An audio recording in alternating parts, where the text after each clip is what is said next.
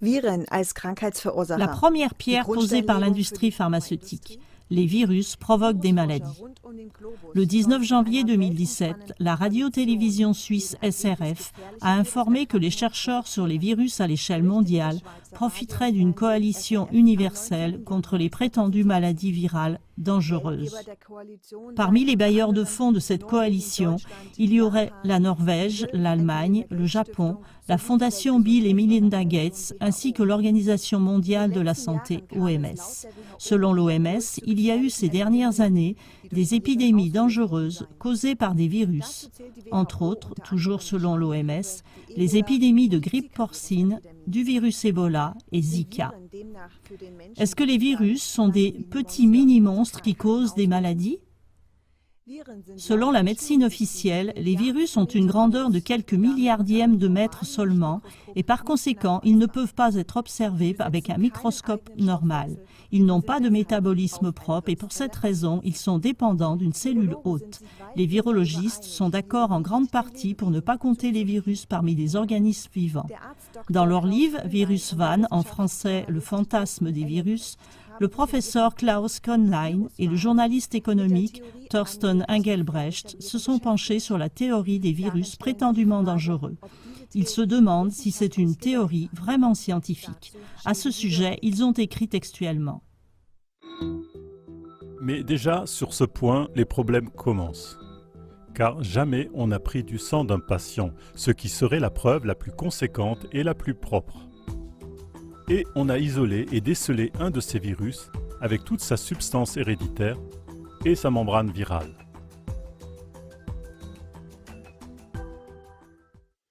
C'est pourquoi l'opinion selon laquelle les virus causent des maladies et de là des épidémies paraît très douteuse au professeur Köhnlein.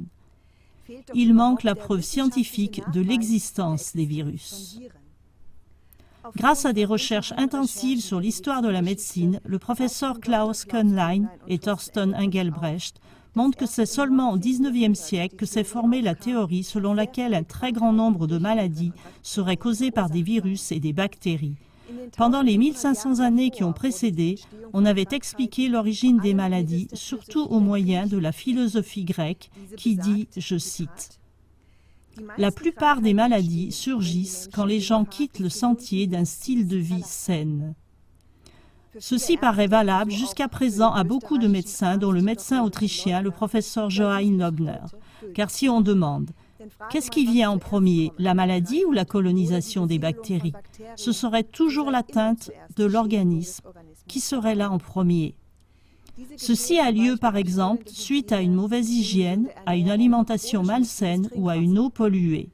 L'activité bactérienne ne pourrait commencer chez l'homme que dans de telles conditions. En se fondant sur leurs recherches, le professeur Köhnlein et Thorsten Engelbrecht constatent curieusement la relation suivante. Ce n'est qu'après l'apparition de l'industrie médicale, c'est-à-dire en premier lieu de l'industrie pharmaceutique, qu'on enseigne et popularise dans les facultés de médecine la théorie selon laquelle beaucoup de maladies seraient causées par des virus et des bactéries.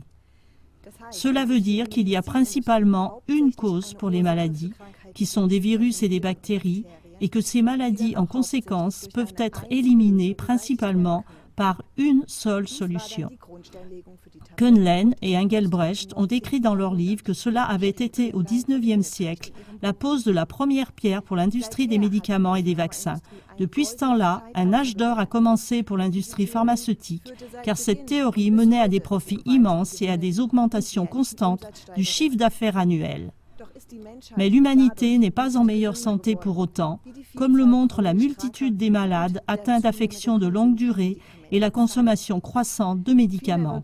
Selon le professeur Köhnlein, il devient plutôt clair que, de nature, l'homme a tendance à avoir une préférence pour des concepts de solutions simples, car une telle image négative des virus ou des bactéries permet de s'affranchir de sa responsabilité pour la maladie en la rejetant tout simplement sur un champignon, une bactérie ou un virus. Mesdames, Messieurs, nous terminons avec une pensée qui ne s'est pas encore concrétisée, de l'inventeur américain Thomas Edison. Le médecin de l'avenir ne donnera plus de médicaments, mais il éveillera l'intérêt de ses patients à s'occuper soigneusement de leur corps et de leur diététique et à se soucier de la cause et de la prévention des maladies.